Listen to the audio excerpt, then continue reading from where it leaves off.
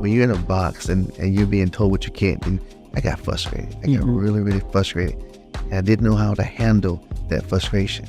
So every day for me, I would come home, and if you remember, Grandma had that old metal china cabinet, and I would sit between that metal china cabinet and a plaster wall.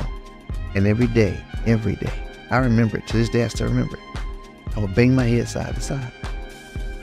Looking back now, it was a coping mechanism. But then it was just something I did to try and figure out, am I really stupid? Welcome to another episode of Strong Place by Mental Health America of Central Carolinas. I'm Aya Johnson, Executive Director, and today with me I have my distinguished guest, Christopher Dennis. Christopher is a visionary leader fueled by community spirit.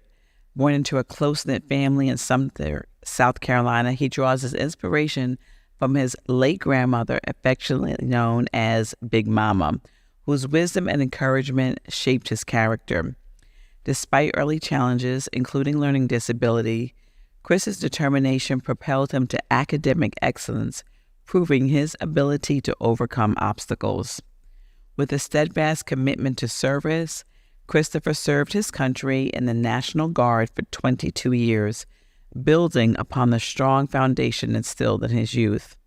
His ambition to create a Fortune 500 company dedicated to empowering small businesses and communities led him to diverse career paths, from banking to economics.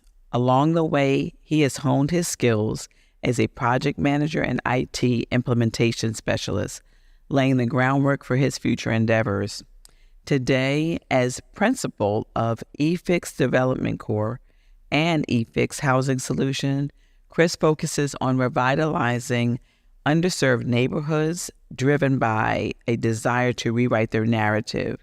As a commercial developer, real estate investor, and community advocate, he inspires others to embrace financial literacy and pursue their dreams. Throughout his journey, Christopher embodies the ethos of thinking big, dreaming big, and being big, urging others to follow suit.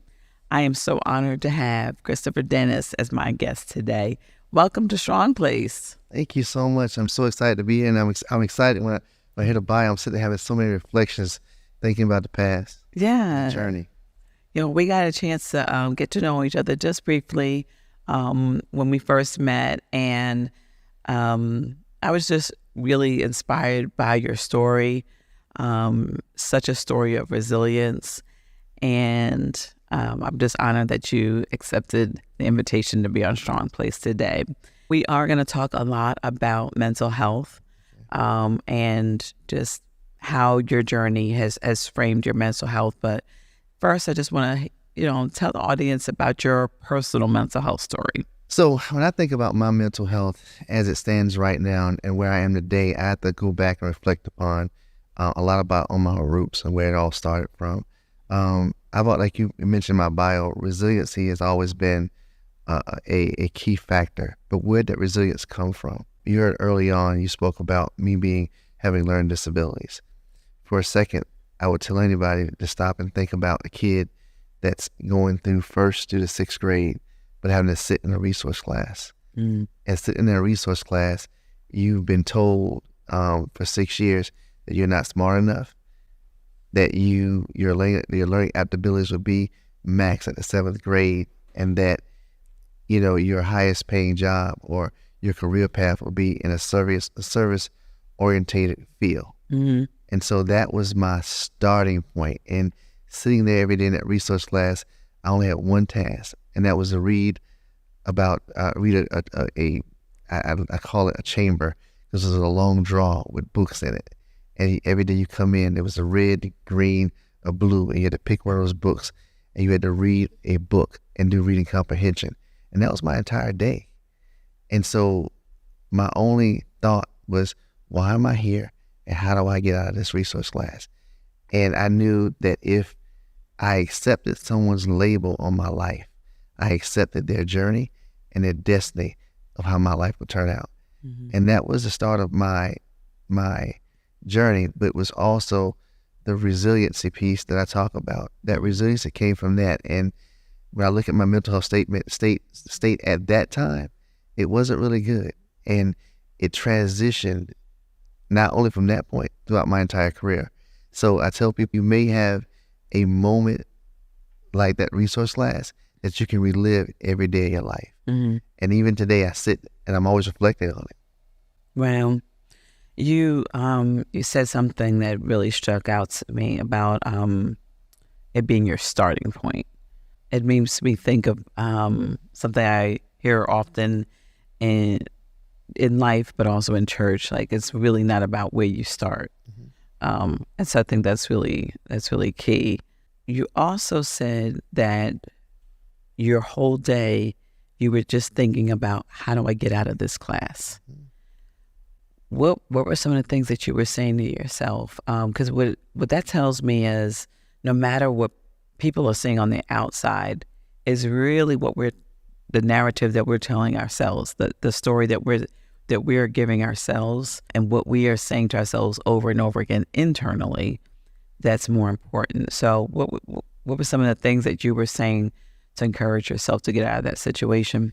And I'll tell you, even now, people ask me in that same frame of a question, people ask me what is one of the challenges, most challenging and hurtful things that I experienced. And today is that moment. Mm-hmm. And when you say being in a resource class and looking and being there, that moment for me, and what I said to myself was, I knew I didn't belong there, mm-hmm. but it was a place and a process I had to go through. Mm-hmm. And I had to learn that it was a launch pad, not a crutch. And what I would tell myself every day was that inside of me, I had a little Superman. That was my Superman was always my superhero. To this day, I love Superman, mm-hmm. but for different reasons.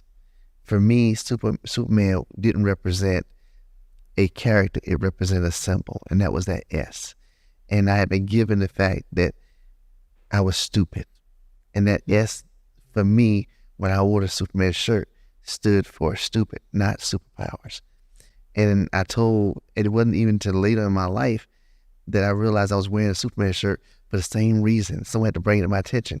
You always wear Superman shirts. Why? And it was my way of identifying that moment. So in that moment, when I was in resource class, what I always told myself was, if you could never steal my Superman's cape, you could never define who I could become. Mm. I would listen, and I did the task, but I never adopted or accepted what was being told to me about who I could become. Because I knew on the inside, if I could just hold on to greatness and never let anyone steal that greatness, and how I saw myself, mm-hmm. I knew that I could become whatever I saw. And law of attraction, and just projecting what you want, that was my start. And so by telling myself that over and over and over, I never saw myself in the situation. I saw myself beyond it. Right. But the only callous to it was, I sat in that class every day, and I saw 6 other individuals that looked like me, that were going through it, but they had somehow adopted the situation. Their eyes didn't have the same glow as mine, and I had to see them basically succumb to what I knew I couldn't accept. Someone else's destiny for my life. In your bio, it mentions your late grandmother, yes. Big Mama. Do you think some of the difference between you and the other 6 students was maybe they didn't have a Big Mama in their life? They didn't have someone telling them that they could be something else? Yeah. I had amazing parents, mother and father.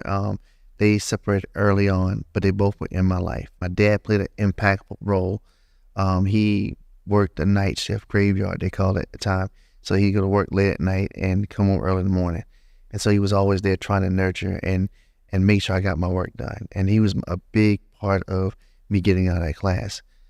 But my grandmother, when he was at work and was sleeping, we'd go to grandma's house. That was the safe haven. And my grandmother, I remember one day I came home after reading those books and sitting there and getting frustrated because when you're in a box and you're being told what you can't do, I got frustrated. I got really, really frustrated. And I didn't know how to handle that frustration.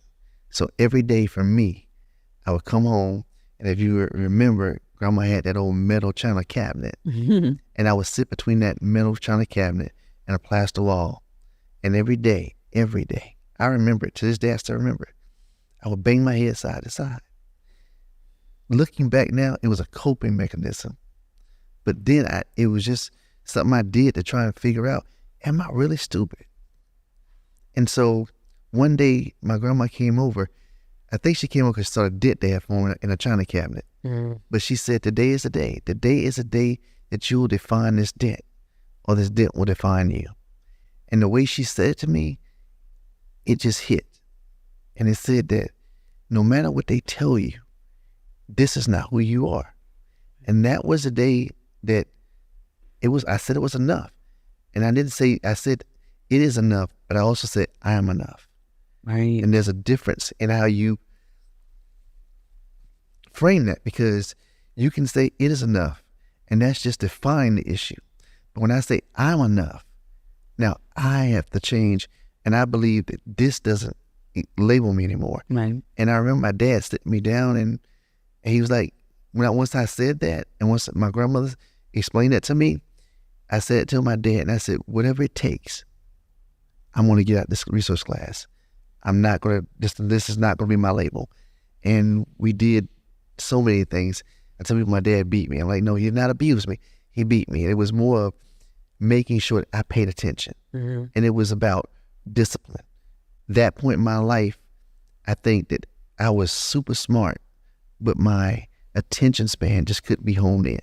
And so that was the label they put because they couldn't define my brilliance. Right. Right. I used to be a fifth grade teacher, and I taught seventh grade also, my first year. Your story just invokes so many memories for me of when I taught fifth grade, because I had young men, young boys in my class that had similar experiences. They were frustrated because academically, they had a hard time passing those tests, and even though they tell you not to teach to the test, a lot of times we were teaching to the test. And the test would say they were one thing, but when I would talk to them one-on-one, they could talk about anything. They knew so much. I remember one of my students, it was just a struggle to get him to read. And just in conversation with him one day, I said, what do you like? And he had this fascination with current events. And so when everybody else would be reading like these boring textbooks, I would put a newspaper in front of him. And I think you said something so key, like you knew you had a level of intelligence, but your attention span, especially the stuff that maybe you're not interested in. And I think oftentimes we label people in our society because they don't like the same things as we do. And so you put them, a bunch of books in front of them, like, they're not going to pay attention. But if you give them something that they're passionate about, you see that light bulb go off. You get a whole different person. For me, it was a pen, and I never knew that I was gifted in art. And so, wow, art was a escape for me. I could sketch, I could draw, I could color, and I was very detailed with it. And I used to draw leaves and hands, and people were like, wow, this look real. And that was my escape. I realized that the pen became a part of my future. I could draw my way out of what they said I could be. And then I got into writing. So I did poetry. And so I was good with poetry. And those attributes are the attributes that got me into public speaking today. They got me into building a company with the core mission value of art infusion. Where'd that came from? That came from the resource class. So I tell people, no matter what situations you're in, there's always something that you grow out of and you take with you. And so for me, it never became a crutch. It was a launch pad. And people say, why do you start with this? I said, because this is where everything birthed out of. If I look at my company, I look at why I do what I do in the community, why do I believe that everyone has an opportunity to grow and change? Why do I look at diversity the way I look at it? That resource class. You just invoked another memory for me, which is about creatives. And as a teacher, a lot of my friends would call me if their children were struggling in school and they needed advice on how to talk to their child's teacher. And I had one friend who, her son, she had put him in this charter school, and it was the kind that you had to earn your chair, you had to earn your desk, you had to earn your books, you had to earn your pencils by doing certain things in class.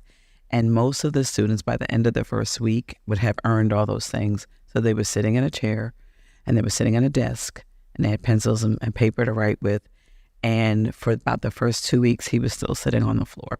Wow. Because he could not earn his way into a chair.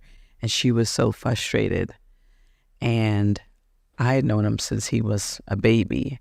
And I said, what that teacher doesn't realize is that he is a creative. And that teacher has not been trained in like differentiated instruction and how to tap into creatives. You know, very similar situation. She went through like several schools with him, and I said, put him in an art school and watch the difference. Got into an art school. He soared because they were creatives teaching creatives. They understood the difference. And today he tours all over the world, has worked with some of the biggest artists. He's a drummer, and amongst other things, he taught himself several instruments. And so I think a lot of times we just don't know how to deal with people that are different from us. Yeah. We don't know how to tap into children's superpowers, and then we label them. So how do we have every person leave our presence knowing, that they have a superpower within them? Because we all do, right? And that's so important. And I think that's a major part. And I always tell people, God does everything from the end to the beginning. He knows what you need before you need it. Because in that class, I still remember Miss Johnson was my resource teacher. Oh no, that's my name. That was her name. And she, no, but she was. I look back at it, and Miss Johnson was one of the reasons why I never gave up. She never labeled us. The environment and the people outside the classroom labeled us, but in that classroom, Miss Johnson said, "You're this. You're this. You're great. You're the Christopher." It wasn't Christopher. It was the Christopher. Oh, I was like, why the Christopher? I love that. Because the Christopher was excellence. You're whatever you define yourself as, that's who you are. And so I think that's one of the most important part is how we label ourselves, and then having those people that instill that in us. So she was there in the situation, but she was encouraging us. She never gave us the hint that we weren't special. We just had different times. Right. And I tell people, you don't really, for me at that point in time, it wasn't just the classroom that was the issue for me. It was the fact that I would get on the same bus, go to the same school, and never see my 9 siblings at all. You had 9 siblings. 9. We were in all different, we were all different. When I got to school, because I was in resource class, we didn't play on the playground with the rest of the kids. We didn't interact. My class was one class all day, that same class. Those same 6 individuals that were in that class were the same individuals I saw every day, day in, day out. Unless there was a special function, you walked in a separate group. And so I was always isolated. And for me, that was the most hurtful part. And I tell people, I'll be speaking, doing a speaking engagement, or I'll be in a board meeting, or I'm talking to senior leadership, and I start smiling. And people, why are you smiling? Because I'm thinking about the hurt. That past, it's still there. You or one of 10 then, right? That story, when you mentioned about the 9 siblings, brought up to me about the story about David and when he was anointed king and how he wasn't even with the other 7 brothers, right? He was out in the field. The father hadn't even called for him because it wasn't, the dad didn't even think, like, how could it be, him? He's the least of my kids. And it just goes to show that when God has a call for your life and he has an anointing on your life, that there's no person, there's not a soul alive that can keep you from, to walking into that call, to that anointing. So it's really interesting. Fast forward to you graduate high school, and then what? Do you go straight into the National Guard? What do you do coming out of high school and out of the resource room?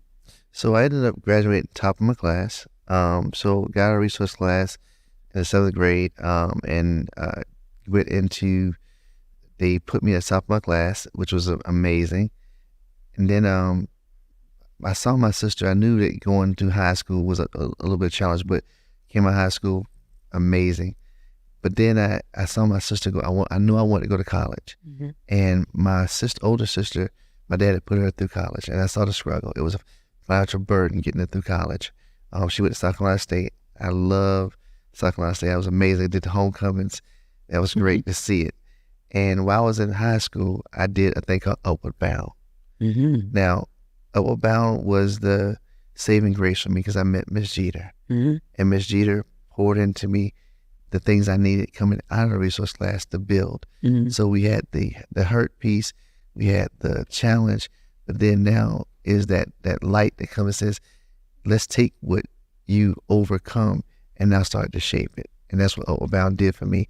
It gave me a chance to see college and get some college credits, but be on a college campus. But that's when I started to get molded and shaped, because I found people that, instead of telling me what I couldn't do, started telling me what I could do. And I was around other kids that were going through some disadvantages financially, but were excelling in so many other areas, so I could blossom and bloom. But I still had the challenge of seeing my sister go to college and my dad paying for it. And I made a choice that I said, if I was going to go to college, Dad, I'm going to pay for it. I'm going to do this. I'm going to make this happen. Okay. And the hardest thing I ever did was I signed up for the military. Mm-hmm. I had uncles and aunts, uncles who had been in the military, and I had seen them go in the military. But for me, going in to the military and signing that dotted line, and the uncertainty and everything else that came along with it, and again, still looking back, sometimes it was hard. And I never remember, my father, again, was an amazing man. And I remember a little bit of hurt when I had to go off to MEPS. And my father told me the first time, I love you. Mm-hmm. Yes, he showed me he loved me, but as men, sometimes we don't say it. Mm-hmm. And I remember getting on the plane, walking, going to the living room. He said, I love you. Just, yeah. Mm-hmm. And so that was a major point for me, but that was a point that my journey started in a new chapter. And the military kind of shaped me. I learned patriotism. It taught me the discipline I needed, but it also gave me I call it the task list, because everything was a task, and that drove me into the next chapters of my life, going from high school to college to the military, and then eventually getting into corporate. There's so many things I want to spin off from there, because you give me so many nuggets, but I want to talk about men not saying I love you, and you saying you knew that your father loved you, but that was the first time you remember hearing him say it when you're about to board that plane. And men's mental health is something that I'm passionate about. Why do you think it's hard for men to say that? And this is to a father, to a son, especially. And I would think that men uniquely know what other men need when it comes to their emotions and their mental health. This is me speaking, not from a study or education standpoint, just me. Men are logical, women are emotional. And I think men for me is, let me show you. Mm-hmm. I'm going to show you that I love you. My show, I may not say it, but my action said, when you come home and I lock that door shuts, I'm your protector. Mm-hmm. When the food is down on the table, I went to work, I made this happen, and it's there. We got food to eat. Large family coming from a small town, we were considered poor, but I never knew that we were poor. I just knew we took vacations, Mm-hmm. and the vacations was the Myrtle Beach. I might have slept in the tub because we were in a one bedroom hotel room, and we went on Friday, we went on Saturday morning, and we left Sunday morning. That was the week vacation. Mm-hmm. It was amazing. We ate at McDonald's, shared the fries, sat on the beach all day, took a cooler. That was a full vacation. That was poor. It was at that time, looking back, but that was how my father showed us we loved. I never had a day that I was hungry. Never had a day that things didn't add up right. So for me, saying I love you for my dad was showing you that I love you. It was sitting around and giving you the hard love, but the here's how men operate. Mm-hmm. Here's how this. So for me, it was enough. But that day, it was going away and hearing it Mm-hmm. and knowing that he wasn't going to be there to show me. So I hope that they kind of explained it a little bit. It does. It does. I want to push back a little bit you said that women are emotional and men are logical. Yes, that's like I said, not educated. That's just my opinion. That's right. It's not Bible, right? It's my opinion. That's the book of Chris, right? Yeah. I think that men are also emotional. I think it's the expression of it that's different. I agree. Because I think that men sometimes are even more emotional than women. I think that sometimes you don't wear it on your sleeve as much. And I think it's the way we're cultivated as we're growing up. What we see in movies, what we see, in our families, TV, media has a really strong influence on our lives. So we film women crying, but we don't film the men crying, right? Or we don't portray that as much. And so I think that partly may have something to do with how men process their mental health, because your guys are conditioned to not show the emotions that you feel. Yeah, and early on you always taught and told men don't cry, men don't complain, and suck it up. Mm-hmm. And I heard that all my life. So and that's kind of why when I say, and there's no finite to it when I say men are logical, because like you said, there's emotional factor, but we're told not to show that emotion. Mm-hmm. So. Right. And then I can imagine being in the military, that was probably drilled into you even more. Even more. Right. Don't show your emotion. Don't show fear. Don't, any of that. How do you think that has shaped you now as an adult man, successful business owner, and do you feel more comfortable leaning into your emotions and your mental health? Like, do you feel more comfortable prioritizing them?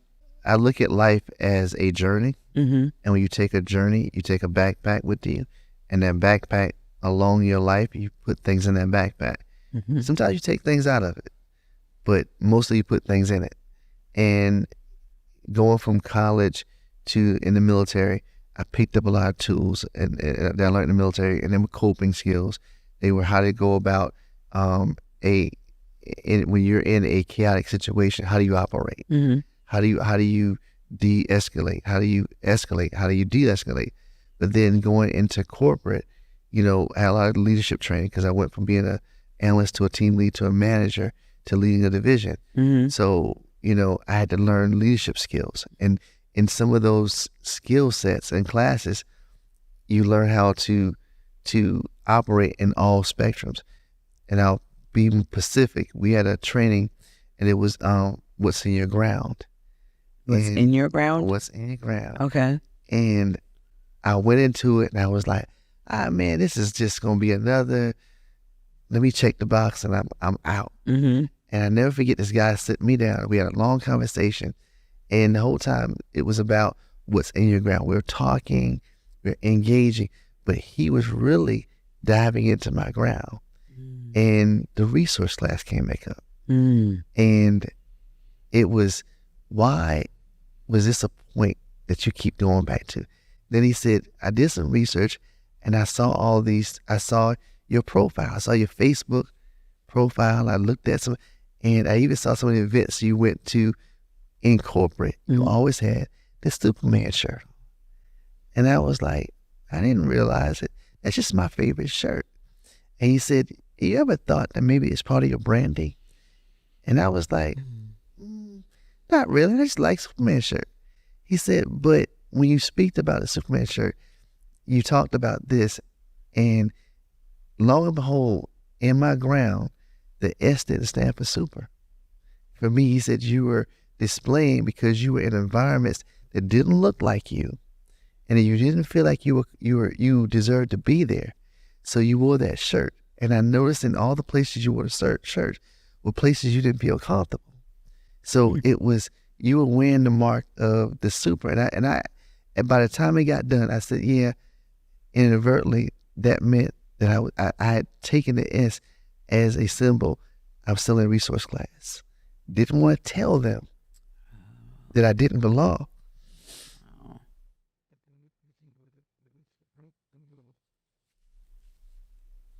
But that was it. And that was in my ground. That I still didn't feel like I belong. And that was, I'm a exec. I'm close to 200,000 a year, leading divisions, speaking on public panels. I'm Mr. Corporate, but I'm sitting in rooms that don't look like me, and I'm looking around with a Superman shirt on, inadvertently trying to say that I belong, but I don't belong because I'm still holding on to the resource class. And that was one of the most, I think, relieving expressions of evolving for me, was that I realized that something can be in your ground, it can hold you back, and you don't even know it. And at that point, when I realized what it was, then I could talk about it. I could say, oh yeah, I came from resource class, but guess what? That's not where I am today.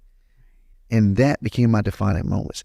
That was, for me, the one thing that I put in my bag, what was in my ground, understanding it as a platform and not a crutch, that changed my life. And it propelled my business, my engagement, how I looked at that room, and how I owned that room. So I walked in saying, not who I used to be, but who I am. Right. And I'm here because I earned it. Not because you gave it, but because I earned it. And then that S became super. If there was an organ here, I would start shouting if we were in church. This, you gave me so many things. You went from being in a resource class to now you are the resource. So many nuggets. And then when you were talking about your Superman shirt, I started looking at the logo on your shirt. And so now eFix is your new Superman logo. Tell us about eFix and how you are now that resource. It's funny. eFix, housing came out of, I was at corporate, and I just saw, I was making an impact at the bank, but I wasn't having an impact. And that's, again, going back to that I am statement. I saw myself changing and doing things at the bank, but I went out in the community. I saw a community that looked just like their resource class.